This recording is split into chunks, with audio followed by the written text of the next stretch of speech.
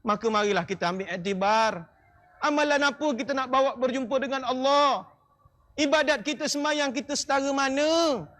Puasa kita setara mana? Mengaji Quran kita setara mana? Apa kita nak bawa berjumpa? Pertaruhan kita di hadapan Allah. Apa pertaruhan kita? Tidak ada.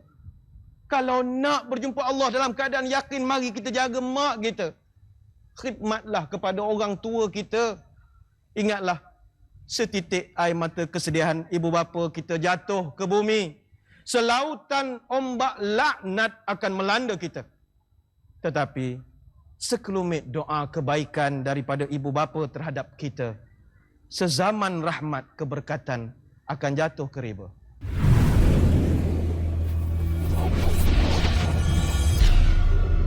Sebenarnya kita nak bercakap soal bagaimana disebut di awal tadi, walaupun orang muda itu adalah aset pada negara. Macam-macam program dibuat, PLKN lah, kursus kesedaran lah dan sebagainya. Tetapi jangan lupa bahawa warga emas ini juga disebut tadi adalah aset yang berguna kepada negara kerana mereka adalah pencorak kepada generasi muda yang berjaya. Tapi soalnya hari ini, Ustaz Fadli, kalau boleh kita sebut, kita nak supaya yang tua itu dihormati, yang muda tu disayangi, supaya jangan ada konflik lah dua-dua pihak ni. Kerana dua-dua ni boleh menyumbang pada negara. Bagaimana Ustaz melihat perkara ni? Memang ada satu ungkapan bahawa yang muda kita sayangi, yang tua kita hormati. Sebenarnya Ustaz Pengusi, kata-kata ini bukan sekadar pepatah, bukan sekadar satu kata-kata hikmah, tapi kata-kata ini adalah hadis Nabi SAW. Dalam hadis yang diriwayatkan oleh Tirmidzi dan Abu Daud, kata Nabi, "Laisa minna man lam yarham saghirana wa ya'rif syarafa kabirina." Bukan daripada golongan kami, kata Nabi, orang yang tidak sayang kepada yang muda dan yang tidak hormat kepada yang tua. Ini merupakan suatu gambaran bahawa orang muda kita sayang kepada mereka kerana orang muda secara umum harapan kita letakkan pada mereka. Kerana perjalanan negara ini misalnya akan diwariskan kepada mereka. Maka timbullah ungkapan-ungkapan pemuda harapan bangsa, pemudi harapan pemuda, macam-macam pesek. Soekarno pernah mengungkapkan, berikan aku 10 pemuda, akan ku gegarkan dunia ini, kata dia. Harapan sering diletakkan pada orang muda kerana kudrat seperti yang disebutkan dalam ayat Quran dibacakan oleh Dr. Sharifah tadi. Akan tetapi, orang muda walaupun pengharapan diletakkan kepada mereka, tetapi orang muda ni dia macam buah kelapa juga. Kelapa muda, dia tak ada minyak. Maka macam mana pun, dia perlu hormat kepada orang yang lebih senior daripada dia. Kerana orang-orang tua, minta maaf, bukan orang tua, orang lama. Mereka ni istimewa kerana apa? Dia punya pengalaman dia. Pengalaman dia itu yang kita orang muda tak dapat. Bagaimana bila nak mengungkapkan kembali kisah-kisah penjajahan. Orang muda hanya membaca menerusi buku. Tetapi orang lama dia memerhatikan perkara itu. Sebab itu kalau keseimbangan ini ada, yang muda kita letakkan harapan kepada mereka. Orang-orang yang lama pula kita ambil pengalaman daripada mereka. Maka dunia ini akan menjadi sangat bahagia. Sebab itulah wahai anak-anak muda, kalaulah kita nak menuju ke arah hadapan, hidup ini macam bawa kereta. Betapa laju pun kita menuju ke hadapan, orang yang sedang memandu dia mesti pandang kepada cermin sisinya untuk melihat ke belakang. Orang yang memandu ke depan tanpa mahu memandang langsung ke belakang, insya-Allah tidak selamat perjalanannya. Orang tua jangan dipinggirkan. Sebab itulah dalam satu hadis juga Nabi memberi satu pesanan kepada kita.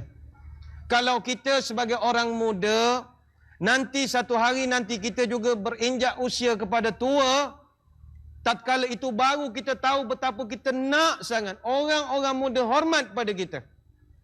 Justru itu Nabi bagi tahu, kalau nak suruh kita nanti bila tua dihormati pula oleh orang-orang muda, maka Nabi kata, ma akrama syabu syaikhan li sinnihi illa qayyadallahu lahu may yukrimuhu inda sinnihi. Hadis riwayat Tirmidzi. Siapa-siapa yang nak dia itu dihormati semasa tuanya, maka hendaklah daripada sekarang masa muda dihormat pada orang-orang tua. Sedarlah tuan-tuan sekalian, belum mulia seorang insan selagi dia tidak memuliakan orang tuanya. Belum bermaruah sesuatu bangsa jika warga tuanya terhina dan belum maju sesebuah negara selagi warga tuanya tidak terbela. Sesuatu yang istimewa sebenarnya Hari Warga Emas ini Ustaz Fazli kalau kita lihat dalam dua pandangan tadi. Mungkin Ustaz boleh nyatakan sesuatu? Cuba kita bayangkan kalaulah kita berada pada kedudukan dan posisi Pak Cik itu tadi. Bagaimanakah perasaan kita? Tuan-tuan sekalian, kita masih muda, anak-anak kita masih lagi kecil. Marilah kita pandang secara jujur pada anak kita malam ini. Kita pandang dan renung kepada muka anak kita pada malam ini.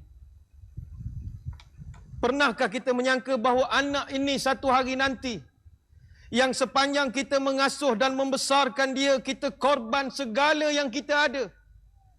Sebagai ayah, kita pergi kerja, pergi pagi, balik petang, kaki jadi kepala, kepala jadi kaki. Siang jadi malam, malam jadi siang. Hutang keliling pinggang nak menyempurnakan hidup anak kita. Sebagai ibu pula, kita bersusah payah, wahnan ala wahnin, diiktiraf oleh Allah. Susah sebagai seorang ibu. Mengasuh, membesarkan. Nyamuk seekor pun kita tidak benarkan hinggap di tubuh anak kesayangan kita. Pandanglah pada anak kita yang masih kecil ini.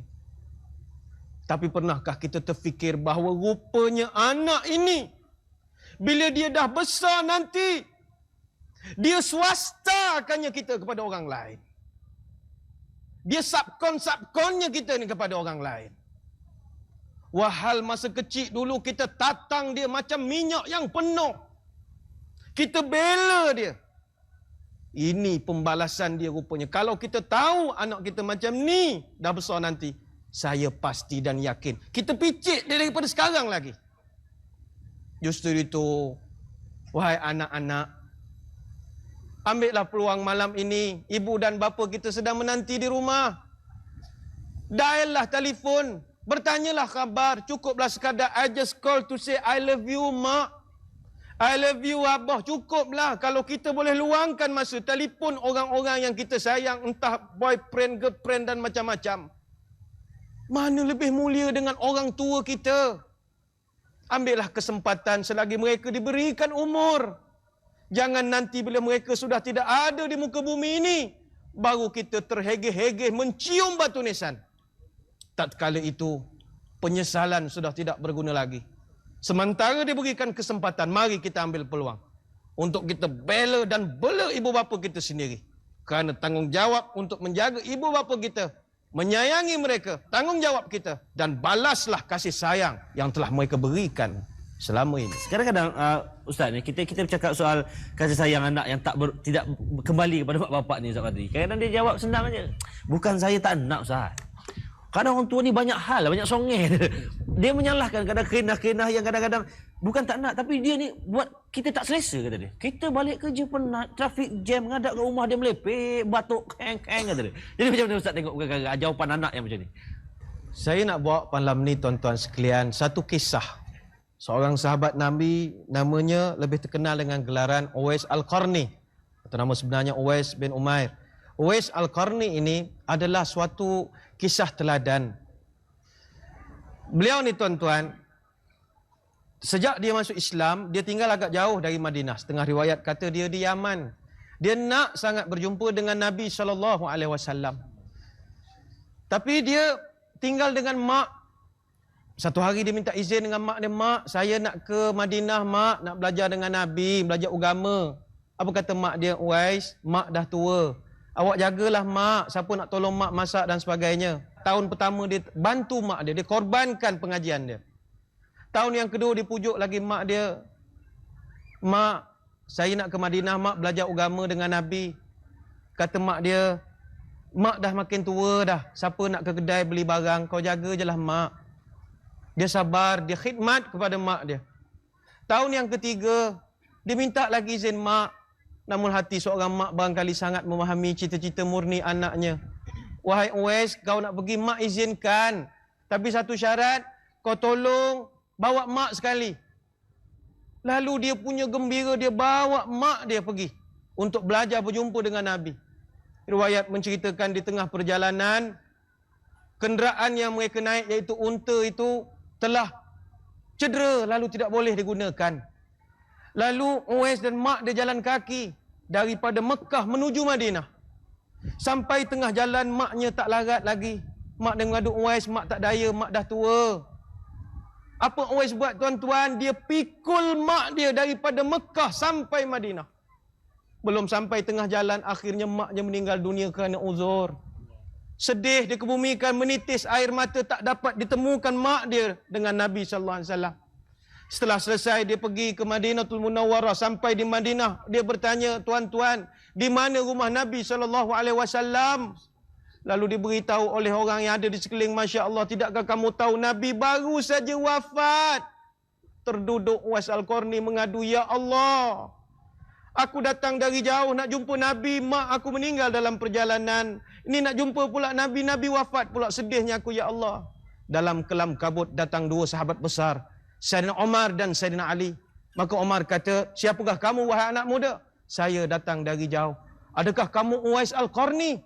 Kalau betul lah kamu Uwais Al-Qarni, Nabi berpesan, satu hari wahai Umar, kalau kamu berjumpa dengan Uwais Al-Qarni, minta dia doakan kamu. Kerana Uwais Al-Qarni tidak terkenal di kalangan penduduk bumi, tapi namanya harum di kalangan penduduk langit. Apa amalan Uwais, tuan-tuan? Dia jaga dan melayan kerana maknya yang uzur dan sakit itu. Maka marilah kita ambil iktibar. Amalan apa kita nak bawa berjumpa dengan Allah? Ibadat kita, semayang kita setara mana? Puasa kita setara mana? Mengaji Quran kita setara mana? Apa kita nak bawa berjumpa? Pertaruhan kita di hadapan Allah. Apa pertaruhan kita? Tidak ada.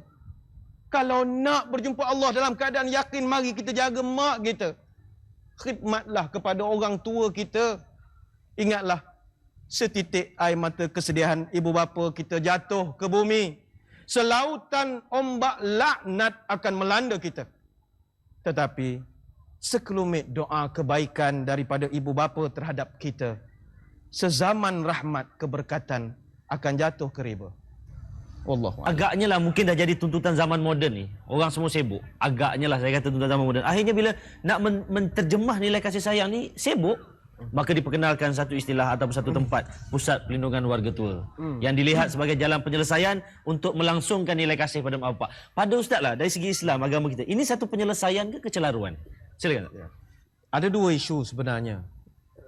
Kepada kawan-kawan, saudara-saudara kita yang menubuhkan pusat-pusat perlindungan warga tua, warga emas, atau apa nama sekalipun, kita ucap terima kasih dan tahniah. Kerana ini adalah sumbangan sosial saya kira ya, untuk membantu warga-warga emas kita. Tapi dari satu sudut yang lain, cuma terhadap fokus kita anak-anak ini. Antara hak dan kewajaran menghantar ibu bapa ke pusat-pusat jagaan seperti ini perlu diperbahaskan. Memang anak-anak ada hak, mereka ada justifikasi tersendiri kenapa mereka hantar mak bapak dia pergi ke pusat-pusat jagaan. Ada yang kata mereka rasa kalau buat begitu itu yang lebih baik daripada terbiar di rumah pagi sampai petang tak balik-balik. Kerana ada setengah pusat jagaan ini diberikan, ya, ada yang sampai bersuluk pun ada, menyediakan Masya Allah macam-macam. Cuma kalau kita bertanya daripada sudut wajar ataupun tidak, maka di sini perlu kita fikirkan kembali. Hak ya kita tak nafikan, tapi dari segi kewajaran, wajar ataupun tidak kita menghantar mak bapak kita untuk dijaga oleh orang lain atas apa alasan sekalipun. Tuan-tuan sekalian, jaga mak bapak ini seperti yang telah dinyatakan oleh ahli-ahli panel sebelum-sebelum tadi, satu ibadat besar. Sampaikan orang tua kita ini, Nabi dalam satu hadis riwayat Tirmizi kata Nabi, al-walidu awsatu abwabil jannah. Mak bapak orang tua ni kata Nabi, dia ni umpama pintu syurga yang tengah, kata Nabi. Nabi sambung lagi, fa in syi'ta fa'adi' dzalikal bab aw ihfazhu. Kalau kamu nak, terserah pada kamu, sama ada nak buang pintu itu ataupun ambil peluang daripada pintu untuk masuk ke syurga Allah. Maka terserah pada anak-anak. Kalau kita nak masuk syurga Allah, mari kita ambil. Ini mak bapak kita. Apa kurangnya untuk kita jaga mak bapak kita, sedangkan mereka jaga kita bagaikan menatang minyak yang penuh semasa kecil-kecil dahulu. Dan keberkatan jaga mak bapak ini, Masya Allah, terlalu luas untuk kita nak perceritakan tuan-tuan. Saya teringat satu kisah.